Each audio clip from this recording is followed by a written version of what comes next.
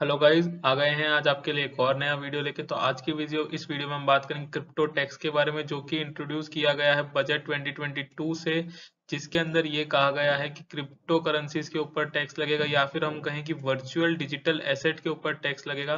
तो ये क्या है जो इंट्रोड्यूस किया गया है, इसके अंदर क्या क्या टैक्स लग सकता है आपको, ये कब से एप्लीकेबल होगा, इन सब चीजों के ऊपर हम बात करेंगे। पर उससे पहले कहेंगे आपको कि इस चैनल को जरूर सब्सक्राइब कर ले अगर आपको इनकम टैक्स, जीएसटी और ऐसे ही कई और लॉज या ऐसे कोई अपडेट्स के ऊपर आपको इंफॉर्मेशन चाहिए। तो उसके लिए जरूर इस चैनल को जरूर सब्सक्राइब करें, और नीचे आपको बेल नोटिफिकेशन मिल जाएगा, उसमें जब जाके आप ऑल के ऊपर क्लिक कर दें। तो हम स्टार्ट करते हैं आज का वीडियो।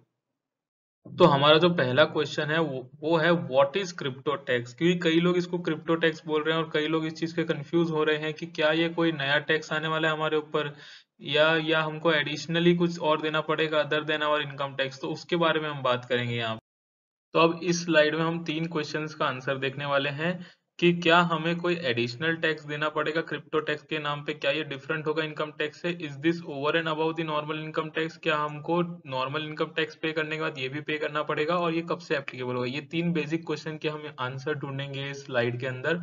तो सबसे पहला क्वेश्चन यही है कि क्या मुझे ओवर एंड अबाउ अपने इनकम टैक्स से हटके ये कुछ है, या फिर ये इनकम टैक्स का ही पार्ट है। क्योंकि आपको ध्यान हो तो पहले गिफ्ट टैक्स करके ही बहुत चीजें चलती थी, लोग बोलते थे कि भाई gift tax is over and above your normal income tax, जो कि कई सालों पहले की बात है। लास्ट कुछ सालों में अगर आप देखेंगे तो gift tax is a part of income tax, उसमें आपको कुछ ओवर एंड अबाउ देने की जरूरत नहीं है अगर आपको कोई गिफ्ट मिलता है नॉन रिलेटिव से। तो वैसे ही सिमिलर फुटिंग पे हम इसको रख सकते हैं कि क्रिप्टो टैक्स कोई अलग से टैक्स नहीं है, एंड आपको कोई एडिशनल टैक्स और देने की जरूरत नहीं है क्रिप्टो टैक्स के नाम पे। ये जो टैक्स प्रिस्क्राइब किया गया है क्रिप्टो करेंसीज या वर्चुअल डिजिटल एसेट के ऊपर, it is a part of your income tax, and आपको इनकम टैक्स रिटर्न में ही इसको शो करना है, ये कोई अलग से दिखाने की आपको जरूरत नहीं है। ठीक है, तो आई होप ये पहला क्वेश्चन आपका आंसर हो गया हो कि this is a normal income tax and not anything else. अब ये बजट 2022 में बताया गया था गवर्नमेंट के द्वारा कि भाई आपको आपको अपने ऐसे वर्चुअल डिजिटल एसेट के ऊपर टैक्स देना पड़ेगा। तो ये एप्लीकेबल होने वाला है 1 अप्रैल 2022 से। इसका मतलब कि अगर आप 1 अप्रैल 2022 के बाद कोई भी वर्चुअल डिजिटल एसेट आप बेचते हैं या कुछ आपको उससे गेन होता है, तो उसके ऊपर आपको ये टैक्स देना पड़ेगा। So it is applicable from 1 अप्रैल 2022। अब हम देख लेते हैं कि ये किस टाइप के एसेट के ऊपर एप्लीकेबल है, क्योंकि हमने कई बार कहा है कि आगे स्टार्टिंग जब हमने वीडियो स्टार्ट किया था तो हमने कहा था कि it is not just crypto tax, it is a tax on your virtual digital asset. तब हम देखते हैं कि वर्चुअल डिजिटल एसेट होता क्या है। ये एप्लीकेबल होगा सेक्शन 115 BBH के हिसाब से। जो 115 सेक्शंस होते हैं वो सारे स्पेशल रेट होते हैं। जैसे आपकी लॉटरी के ऊपर जो विनिंग होती है उसके लिए एक स्पेशल रेट है, वो भी 115 के अंदर फॉल करता है, तो ये भी 115 BBH है।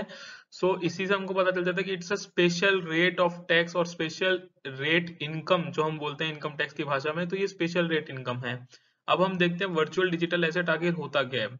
तो वर्चुअल डिजिटल एसेट के लिए कहा गया है एनी इंफॉर्मेशन और कोड और नंबर और टोकन जनरेटेड। इसमें एक मेन बात ये आ रही है, नॉट बीइंग इंडियन करेंसी और foreign currency, generated through cryptographic means or otherwise by whatever name called, providing a digital representation of value exchanged with or without consideration, with the promise or representation of having inherent value or functions as a state of value or a unit of account, including its use in any financial transaction or investment, but not limited to investment scheme, and can be transferred, stored and traded electronically। इसका मतलब इन्होंने इसको काफी wide definition दी। इन्होंने ये कहा है कि आप कोई भी ऐसी चीज जो क्रिप्टोग्राफिक मींस के थ्रू आप जनरेट कर रहे हैं, जिसके अंदर क्रिप्टो करेंसीज तो 100% कवर हो जाती है, बट अब इसके अंदर एक जो मेन चीज निकल के आ रही है वो यहाँ ये लिखा है, not being an Indian currency and foreign currency.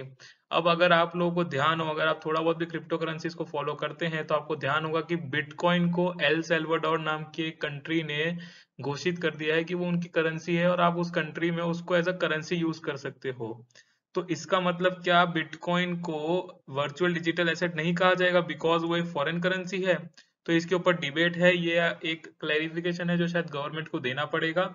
और इसी के साथ दूसरा क्वेश्चन ये भी उठेगा कि जो ई रूपी की बात निकली थी, अगर आपको ध्यान हो बजट 2022 में एक ई रूपी ऐसा करके भी एक चीज आने वाली थी, जो गवर्नमेंट ये कह रही थी कि डिजिटल फॉर्म ऑफ रूपी है। तो आपको ये चीज ध्यान रखनी है कि it is not a virtual currency like cryptocurrencies, but it is a form of, आपका जो रुपए का नोट होता है 10 रुपए का नोट, उसको वो लोग एक कन्वर्ट कर देंगे डिजिटल फॉर्म में, तो इसकी वजह से वो इंडियन करेंसी रहेगी। तो उसको अगर आप लेते बेचते हैं या जो भी लोगों से एक्सचेंज करते हैं फॉर योर ट्रांजेक्शन, उसके ऊपर आपको क्रिप्टो टैक्स देने की कोई जरूरत नहीं है। इसके अंदर वर्चुअल डिजिटल एसेट के अंदर एक नॉन फंजिबल टोकन जो एनएफटीज के नाम से बहुत जाना जाता है, तो आपको ध्यान होता है एनएफटी भी इधर कवर कर लिया इन्होंने, और इसको ओपन रख दिया है एनी अदर डिजिटल एसेट के लिए जो गवर्नमेंट आगे प्रिस्क्राइब करेगी। तो आपको ये समझ के चलना है कि इसके अंदर आपकी क्रिप्टो करेंसीज, आपके एनएफटी सब कवर हो जाएंगे। अगर आप उनके उसको बेचने से अगर आपको कोई गेन होता है तो उसके ऊपर आपको ये टैक्स देना पड़ेगा 115 BBH का।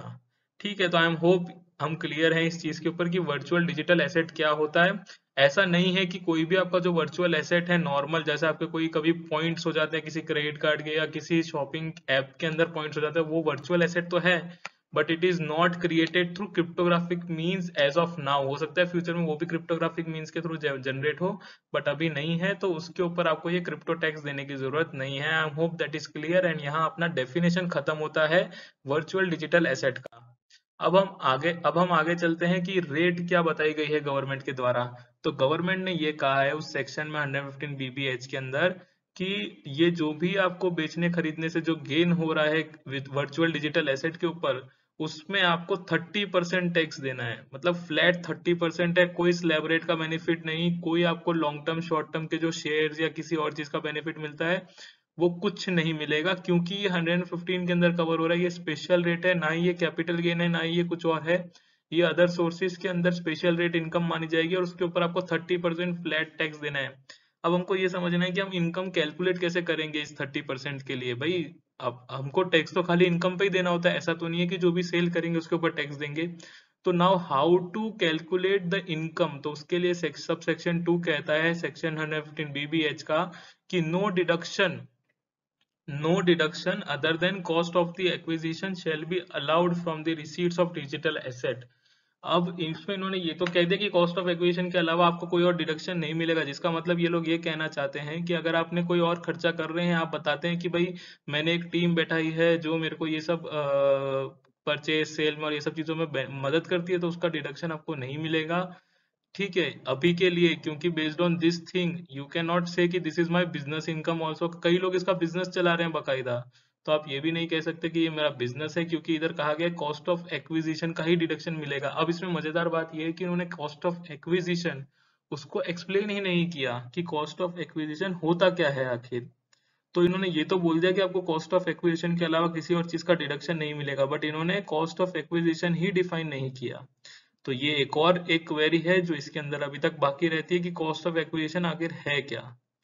ठीक है, आई होप हम लोग यहाँ तक समझ गए हैं कि वर्चुअल डिजिटल एसेट क्या होता है। उसके ऊपर 30% का फ्लैट टैक्स लगेगा, उसके अलावा कि उसके अंदर खाली cost of acquisition he minus होगा और कुछ माइनस नहीं होगा।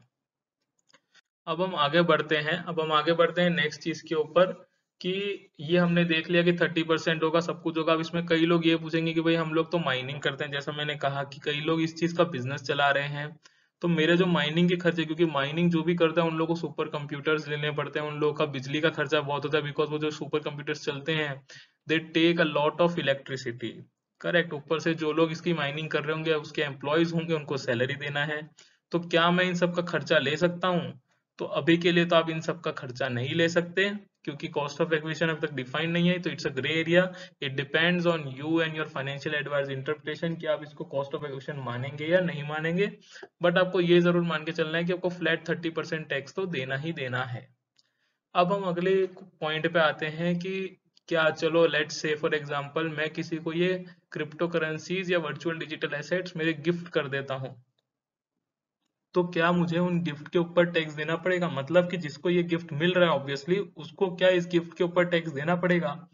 तो अगर आप ये क्वेश्चन मुझसे 31/3/21 के 22 के पहले पूछते तो मैं शायद मना कर देता, क्योंकि ये वर्चुअल डिजिटल एसेट कहीं पे डेफिनेशन में ही नहीं आ रहे थे कैपिटल एसेट के। But after 31/3/2022 that is from 1/4/2022 इन्होंने इसको प्रॉपर्टी की डेफिनेशन में इंक्लूड कर लिया है अंडर कैपिटल एसेट। एंड इसलिए इसीलिए अगर आप 56 के अंदर किसी को भी गिफ्ट देते हो तो 56 के अंदर उस पर्सन के हाथ में वो टैक्स हो जाएगा, अगर उसकी अमाउंट 50,000 से ऊपर की है तो अभी भी आप 50,000 तक के क्रिप्टो करेंसीज तो लोगों को गिफ्ट कर सकते हो, बट उससे ऊपर अगर आप किसी नॉन रिलेटिव को रिलेटिव को तो आप अनलिमिटेड अमाउंट गिफ्ट कर सकते हो, that is not an issue, but किसी नॉन रिलेटिव को अगर आप क्रिप्टो करेंसी गिफ्ट करते हो तो उसके ऊपर टैक्स लगाया जाएगा, और वो गिफ्ट के ऊपर जो टैक्स लगेगा वो तो नॉर्मल स्लैब रेट के हिसाब से लगेगा, उसके अंदर कोई आपको 30% टैक्स देने की जरूरत नहीं है। तो I hope I am clear on this as well, कि माइनिंग के ऊपर अभी कोई क्लैरिफिकेशन नहीं है, वो हमको रुकना पड़ेगा उस चीज के लिए। एंड अगर आप गिफ्ट करते हो तो उसके ऊपर टैक्स लगेगा। अब हम देख लेते हैं कि अगर आपको लॉस होता है, अगर अगर किसी को लॉस हो रहा है वर्चुअल डिजिटल एसेट बेचने में, तो उस लॉस का क्या किया जाएगा, उसके ऊपर अलग अलग पॉइंट्स है। तो हम हर उस सिचुएशन को ट्राई करेंगे डिस्कस करने की। तो पहला पॉइंट इसमें यह कहा गया है कि अगर आपको किसी और सोर्स ऑफ इनकम से लॉस हो रहा है, so let's say for example आपने शेयर्स खरीद के बेचे, उसमें आपको 1 लाख रुपए का लॉस हो गया, और आपने क्रिप्टो करेंसी बेची, उसमें आपको 1 लाख रुपए का प्रॉफिट हो गया। तो उस शेयर्स के लॉस को आप क्रिप्टो करेंसी के प्रॉफिट के सामने सेट ऑफ नहीं कर सकते। दिस इज पॉइंट नंबर 1, कि no loss of any other source will be set off against the income from virtual digital asset. तो आपको 100% टाइम वर्चुअल डिजिटल एसेट के प्रॉफिट के ऊपर टैक्स देना ही पड़ेगा, आप कोई लॉस से उसको सेट ऑफ नहीं कर सकते। फिर loss from virtual digital asset can not be set off against other income, मतलब कि अगर आपको बिटकॉइन बेचने में कोई लॉस हो गया, और अगर आपको सामने शेयर्स बेचने पे कैपिटल गेन हो गया, तो आप इस बिटकॉइन के लॉस को शेयर्स की इनकम के सामने भी सेट ऑफ नहीं कर सकते। इसका मतलब कि भाई बिटकॉइन की इनकम तो गवर्नमेंट को टैक्स चाहिए, बट बिटकॉइन की लॉस से उनको कोई लेना देना नहीं है, वो लॉस तुम्हारा है, तुम झेलो उसको। तो ये एक आई बिलीव काफी अनफेयर स्टेप है गवर्नमेंट का, कि लॉस को कहीं सेट ऑफ नहीं करने दे रहे बट इनकम को जरूर टैक्स ले रहे हैं। तो लेट्स सी इसके ऊपर क्या हो सकता है, क्या नहीं हो सकता। And next, loss from virtual digital asset can not be carried forward also. तो ये भी एक गलत बात है, मतलब आप मान लेते हैं कि आज फाइनेंशियल ईयर 2021 में किसी को लॉस हुआ वर्चुअल डिजिटल एसेट में, हालांकि ये एप्लीकेबल होगा 1/4/2022 से, बट फिर भी एक एग्जांपल लेते हैं कि चलिए 31/3/22 को किसी को लॉस हुआ बिटकॉइन बेचने पे, और 31/3/23 में किसी को प्रॉफिट हुआ बिटकॉइन बेचने पे, तो पुराने लॉस को इस नए गेन के सामने भी आप सेट ऑफ नहीं कर सकते। ये भी इन्होंने कहा है कि आपका लॉस आप कैरी फॉरवर्ड नहीं कर सकते आगे। तो एक तरीके से गवर्नमेंट क्लियर कट ये कहना चाह रही है, तो हम तो खाली आपके गेन के ऊपर टैक्स लेंगे, आपके लॉस से हमको कोई लेना देना है नहीं। तो ये चीज आपको काफी ध्यान से समझनी पड़ेगी कि आपके गेन के ऊपर ही आपसे टैक्स लिया जाएगा, आपके लॉस से उनको कोई लेना देना नहीं है। एंड अगर हम इसको कंपेयर करें तो इसका टैक्सेशन सिमिलर है लॉटरी या गेम शो या विनिंग से आपको जो इनकम होती है उसका जो टैक्सेशन होता है, उसका और इसका टैक्सेशन काफी हद तक सिमिलर है। अब हम आगे देखते हैं, इसी के साथ साथ एक प्रोविजन लाया गया था वर्चुअल डिजिटल एसेट के ऊपर टीडीएस का। अब इसमें ये कहता है टीडीएस कि any person making a payment as consideration to a resident, मतलब एनी पर्सन जो खरीद रहा है वो कोई भी हो सकता है, ठीक है, बट वो जिसको कंसिडरेशन दे रहा है वो एक रेसिडेंट होना चाहिए, ठीक है। तो द सेलिंग पार्टी अगर हम देखें, ठीक है, तो the purchasing party can be anyone, but the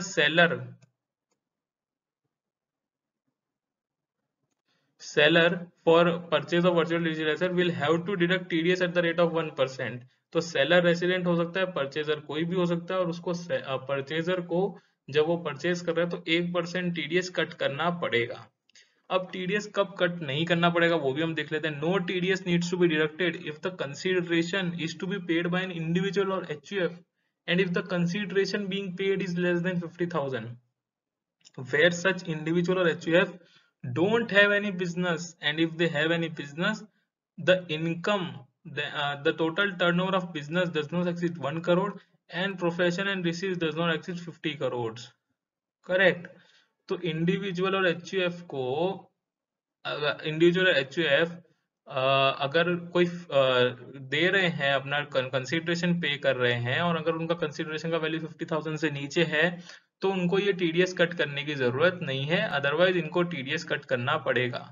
in any other case the limit of consideration will be capped at 10,000, मतलब अगर आप कंपनी हैं, अगर आप एलएलपी हैं, या ऐसे कुछ हैं जो आप ये परचेज कर रहे हैं other than individual and HUF, तो उस केस में आपके लिए जो लिमिट ऊपर 50,000 थी वो 10,000 हो जाएगी घट के। तो ये चीज आपको ध्यान रखनी है कि आपको टीडीएस भी कट करना है अगर आप परचेज कर रहे हैं तो। अब नेक्स्ट है, if the TDS deducted under this section, तो कोई टीसीएस या टीडीएस और कहीं काटने की जरूरत नहीं है इस चीज के ऊपर। तो अब इससे कंफ्यूजन ये पैदा होता है कि जिन जिन जिन लोगों ने इसमें डील किया होगा, परचेज सेल किया होगा क्रिप्टो करेंसी, उनको समझ आता है कि जब हम किसी प्लेटफॉर्म पे क्रिप्टो करेंसी बेचते खरीदते हैं तो उसमें हमको पता ही नहीं होता कि सामने वाला है कौन। हमने खाली ऑर्डर डाला, हमारे पास क्रिप्टो करेंसी आ गई, करेक्ट। तो उस केस में क्या किया जाए जब हमको पता ही नहीं कि सामने कौन है? तो आई बिलीव इसका आंसर गवर्नमेंट को देना चाहिए कि हम किसका टीडीएस कट करें, क्योंकि हम तो पैसा दे रहे हैं एक्सचेंजेस को, जैसे कॉइन डीसीएक्स, जैसे वजीर एक्स, इन सबको पैसा दे रहे हैं हम तो, ठीक है। तो क्या हमको उनका टीडीएस कट करना चाहिए? और अगर वैसा करेंगे तो बहुत कंफ्यूजन हो जाएगा। उससे बढ़िया तो ये रहता कि गवर्नमेंट अगर जो ई कॉमर्स ऑपरेटर वाला टीडीएस है 194O वाला, वो अगर इसके ऊपर लागू कर देती तो ज्यादा बेटर हो जाता। अगर उनको पकड़ना ही था कि कौन खरीद रहा बेच रहा है, तो उनको 194O का टीडीएस लागू करना चाहिए था, ना कि ऐसा कोई नया 194S सेक्शन लाना चाहिए था। अब हम आगे बढ़ते हैं।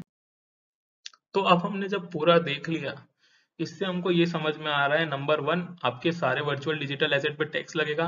नंबर 2 ये टैक्स आपको देना पड़ेगा 30% फ्लैट पे। नंबर 3 आपको सिर्फ कॉस्ट ऑफ एक्विजिशन का बेनिफिट मिलेगा। नंबर 4 आपको कोई भी लॉस ना इससे सेट ऑफ करने दिया जाएगा, ना इसका लॉस सेट ऑफ या कैरी फॉरवर्ड करने दिया जाएगा। नंबर 5 आपको टीडीएस कट करना पड़ेगा अगर आप परचेज कर रहे हैं अबव अ स्पेसिफाइड लिमिट। और इन सब से हमको ये समझ में आ रहा है कि ये सब रूल जो लागू होंगे वो होंगे 1/4/2022 के बाद। टीडीएस शायद 1 जुलाई से भी होगा, बट बाकी सारे रूल लागू होंगे 1/4/2022 के बाद। इसका मतलब ये निकल के आता है कि 31/3/22 तक अभी भी ये चीज आपके ऊपर है कि आप आज तक जो कैपिटल गेन कमा चुके हैं उसके ऊपर कैसे आपको टैक्स देना है। मतलब जो गेन कमा चुके हैं क्रिप्टो करेंसी से, उसके ऊपर आपको कैसे टैक्स देना है। हो सकता है आप इसको कैपिटल गेन दिखाएं, हो सकता है आप इसको अदर सोर्सेज की इनकम दिखाएं। इन माय पर्सनल ओपिनियन आप इसको कैपिटल गेन दिखा सकते हैं, क्योंकि आपने इन्वेस्टमेंट किया था और उस इन्वेस्टमेंट से आपको रिटर्न मिला था। जो स्मॉल इन्वेस्टर्स हैं उनकी बात कर रहा हूँ, जो लोग इसमें रेगुलरली डील करते हैं, परचेज सेल माइनिंग करते हैं, उनकी मैं बात नहीं कर रहा। तो ये चीज आप ध्यान रखें। जो भी मैं ये कह रहा हूँ ये फाइनेंशियल एडवाइस नहीं है, ये कोई टैक्सेशन एडवाइस नहीं है। आप अपने टैक्सेशन या फाइनेंशियल एडवाइस के लिए अपने एडवोकेट, सीए, इनसे बात करें। बट ये जस्ट एक ओपिनियन है जो मैं दे रहा हूँ कि 31/3/22 तक आप इसको कैसे भी दिखा सकते हैं। तो बस यही था हमारी साइड से। I hope all of you are satisfied with the video. And हमारे साइड से यही था इस वीडियो में। अगर आपको ये वीडियो अच्छा लगा हो प्लीज इसे लाइक कीजिए, शेयर कीजिए और सब्सक्राइब कीजिए हमारे चैनल को ऐसे ही कुछ और व्यूज के लिए। एंड पूरी टीम टैक्स ऑन टिप्स की तरफ से आपको हम थैंक यू कहना चाहेंगे कि आप इस पूरी वीडियो में बने रहे हमारे साथ। So till the next video, thank you.